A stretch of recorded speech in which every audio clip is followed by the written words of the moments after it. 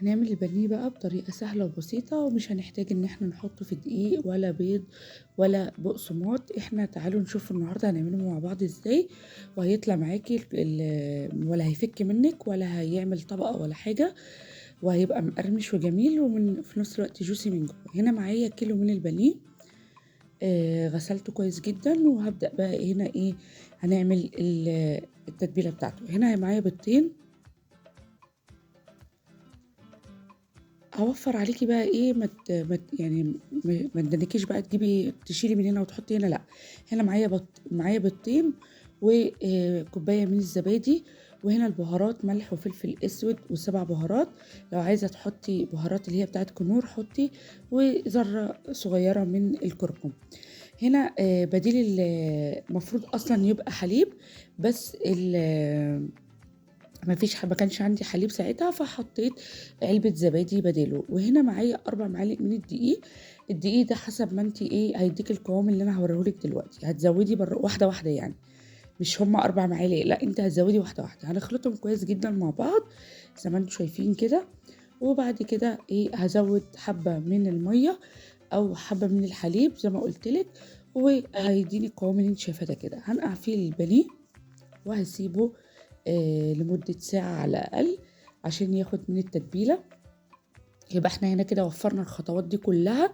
بيض، دقيق، بقسماط، لا حطينا البيض والدقيق مع بعض والحليب. وبعد كده هنسيبهم ينقعوا كويس جدا. جربي الطريقة دي هتعجبك قوي، هتتبسطي منها قوي. دي احلى نتيجة هتطلع معاكي البانيه حلو جدا. هسيبه بقى شوية كده ساعة، وبعد كده هرجع ايه اسخن طاسة على النار فيها زيت. وهجيب هنا معايا البقسماط. البقسماط ده بتجيبيه من عند العطار فرد، او حسب ما انت عايزة بتعمليه في البيت، حسب ما انت تحبي. هنا بقى ايه هجيب قطعة البانيه. هنا كنت حسيت ان الطبق صغير شوية فجبت طبق اكبر منه، وبدأت اتبل ايه البانيه.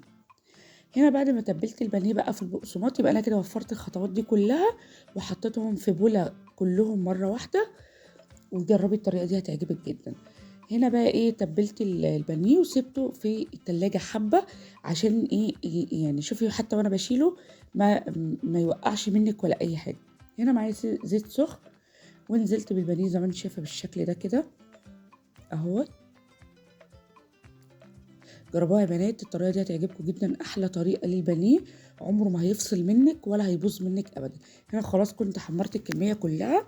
بصوا هنا بقى كنت بقول لكم ان الصوت يعني بيقرمش، ومن جوه بص جوسي وطري ازاي. الخلطة دي رهيبة رهيبة بجد اهوت. اهي بصي القطعة متماسكة، ولا يعني ما بيقعش منك ولا اي حاجة. هنا خلاص كنت خلصته. يا رب يكون الوصفة عجبتكم، ويا تنسوش مش تنسوا تشتركوا في القناة فهرجس عشان يوصلكوا كل جديد. باي باي.